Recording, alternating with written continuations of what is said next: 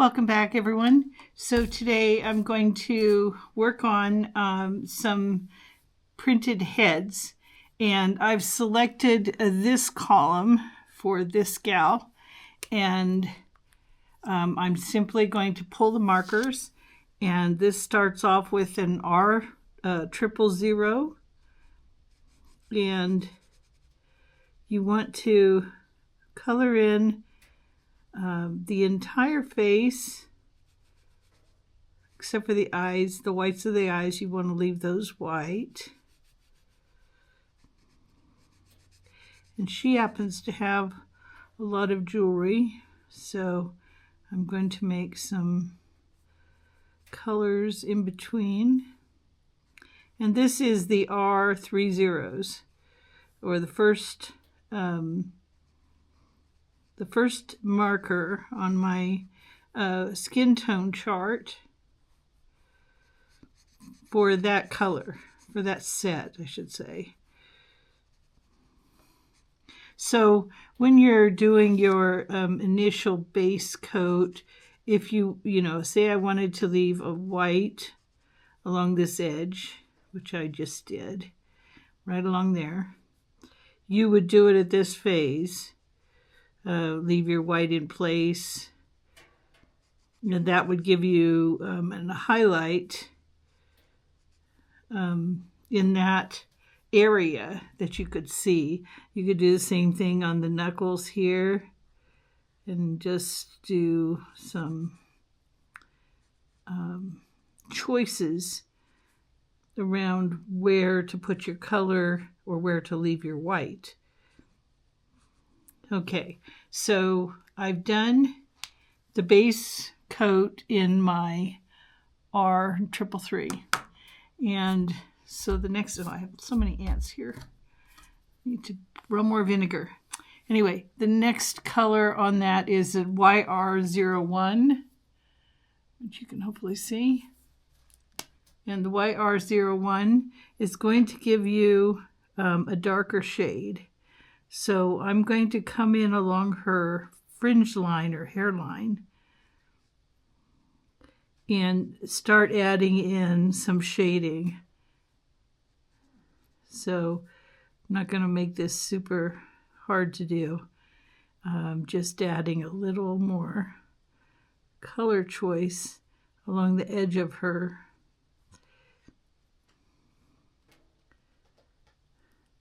And you can kind of see what I've done there. Now, Copic does allow you to blend. I'm using a regular copy paper here, so it's not going to give me much in terms of blending because it's very porous, and so it will kind of suck up all that. But it doesn't mean I can't use the shading. And I'll go ahead and bring down, this is a 0, and it's a clear, which allows you to add more alcohol. Now on a, oh come on, go away. On a paper that is less porous, you'll have a lot more options in terms of blending.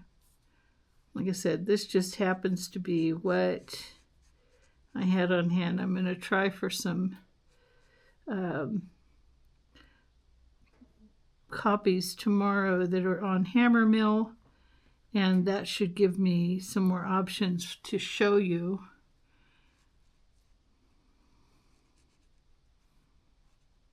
But use what I have, show you what's going on.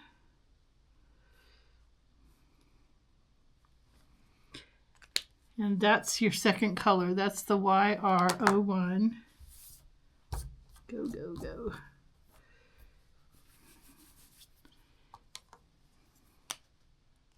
So the next color is the E11. So this is going to be even darker. So I'm adding it kind of adjacent to what I just did. So for a little bit more depth, and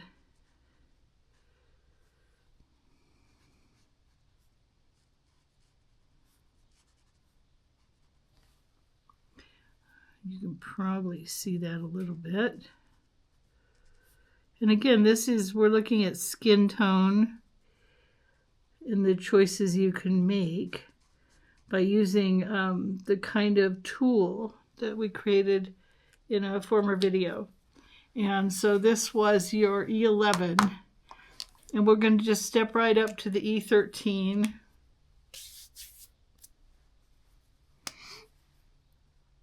And again, it's going to be darker still.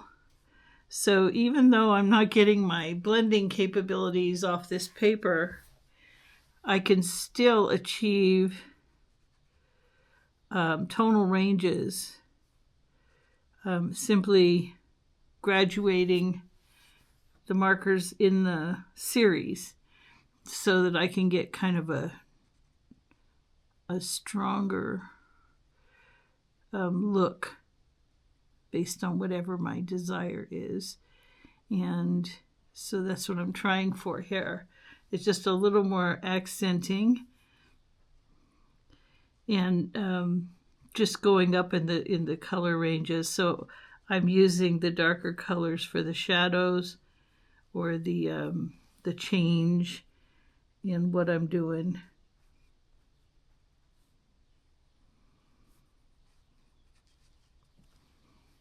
So I haven't done anything spectacular here with these. And the situation just continues. And one of the things you can see now at this point is you can see where the light and shadow is falling just based on what I've done so far. And so I can make decisions. I can come back in and go, okay, so the underside of my beads are going to have a little darkness on the underside and a little light.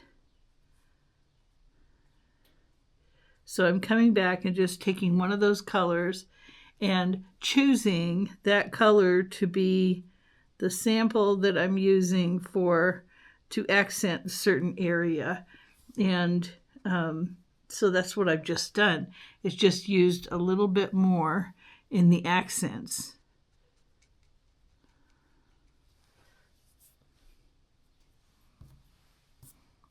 So you're getting an idea of what that color range did. Now I took it all the way to the dark one, which is E35 here, and it's the dark one. So I could go, as I go into the darkest range I have with me on this set, I can make decisions on how dark do I want her actual skin tone to be. And the decision you're making here is where you use that color as base and where you use it as skin tone. So you're saying, hey, I'm going to come back in here and go up. I use the really light R333, but maybe I want her to actually have a darker tone. And so some of the whites or the lighter color comes through as hints of light. And you can darken up what you believe you want your skin tone to turn out like.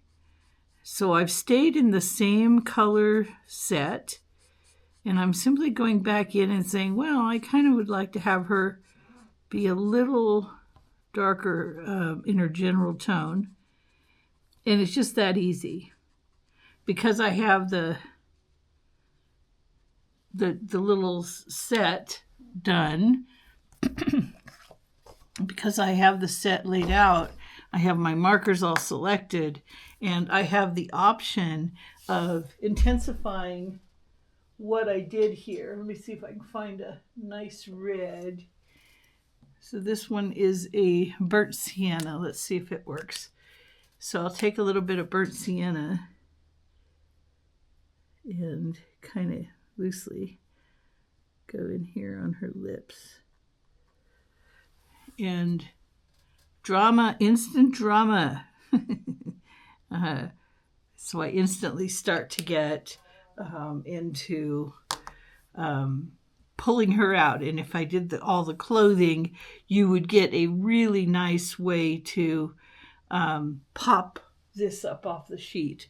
The issue is this is copy paper and it bleeds through, and alcohol is sort of cumulative in that one of the features of Copic is the alcohol allowing you to blend, but it also kind of inhibits a little bit of your it inhibits sort of what the paper can take. So say I put a little bit of blue in here. I can do that. And again, she's starting to pop off the page, showing a medium tone look. And as I come in here and do her jewelry and her headdress and things like that, she really becomes significant to see. And this is all done very simply using the chart that we generated in another video. And I'll go to this gal as a second one, and we'll pick up a second set of color wheel range. And I'm trying to decide which direction I'll go for her. So why don't we look at this one? Again, it's kind of in the medium skin tones, but it's using all different colors. So I'll pull those off, and we're going to E00. There's the E00, E31, E34, E35,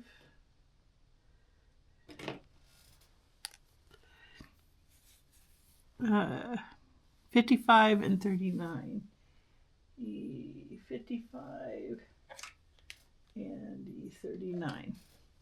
Okay, so that's the set of colors for this other slice that we're going to try. So it says to start off with an E2, that's E00. And again, we're going to do the same thing, just leaving the whites of her eyes. We'll leave those white. And everything else gets colored in with the base color.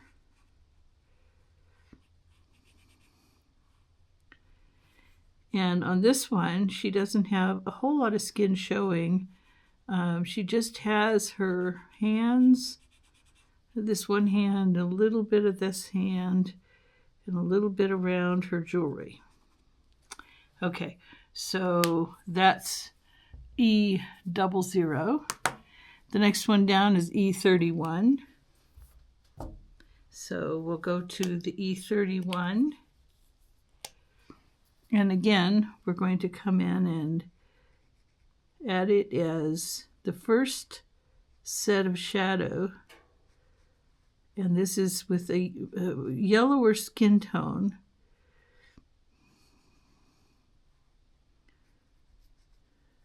And I'm going to actually come all the way around her hairdress and kind of go like this. I'm going to darken this here, darken her back of her hand. And the fun thing about Copic is it's very easy to handle. As you can see, you don't have to work really hard to begin to develop something. And again, she's in a yellower skin tone. And I'll come back in with the next color. And this is E34. So the other thing that happens, so in the best case scenario, I wouldn't have my illustration lines on her face. I would have, this would all be just open face, and I would do my color set without dealing with the underlying lines that you're seeing coming through. But I'm not super disturbed by that. I'm an illustrator, so I illustrate. And so I'm kind of used to seeing my illustration marks. But, you know, I can do this same piece by removing the lines and have a different effect. So as you see, I'm leaving some of the other colors remain in their fullness. And you're going to come in with your secondary colors to add just a little bit more. And, you know, you decide which areas are going to get the treatment of what you're doing and which areas you're going to leave to the former color. And that's entirely up to you. And this just adds to your depth, you know, for what you're working on. And this little chart just makes it so easy to make those choices. So you're not running back to your colors on the wall or in one of your sample shades and saying, oh, do I really want to go to this next step? Is that really what I want? And how will that color work with this?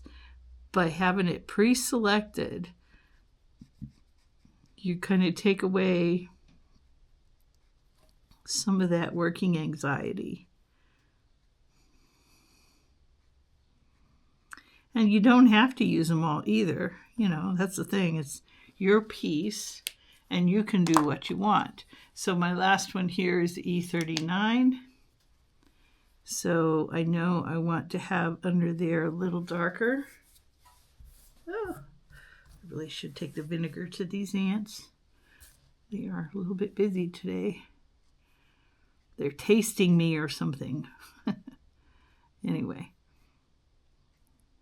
So again, how you choose to add in each color as it gets darker is really up to you. And you can make alterations to what you're doing. This is, you know, changing as I work it. And again, now I come back and I say, well, you know, that first color looks too light. So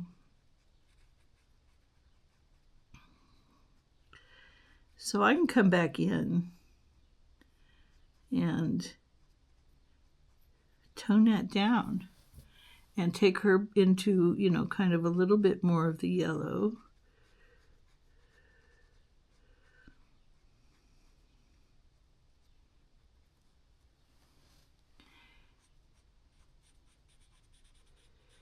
So she's not quite so stark. So I'm reducing the contrast is basically what's happening here.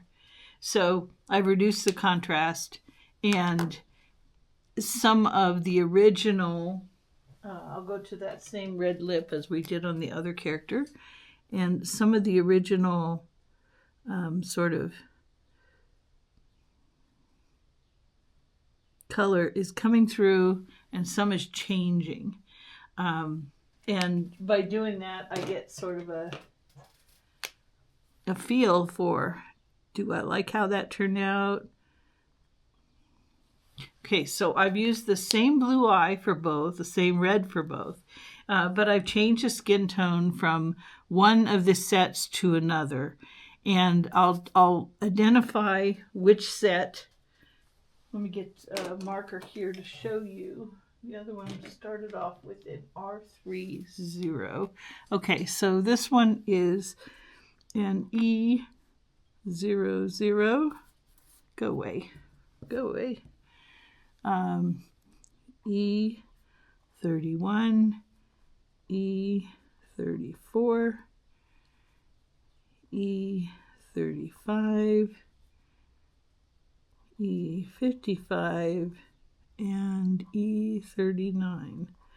And we're going to call this one B, just to make it easier. I'll put a B over here. And we'll call her A.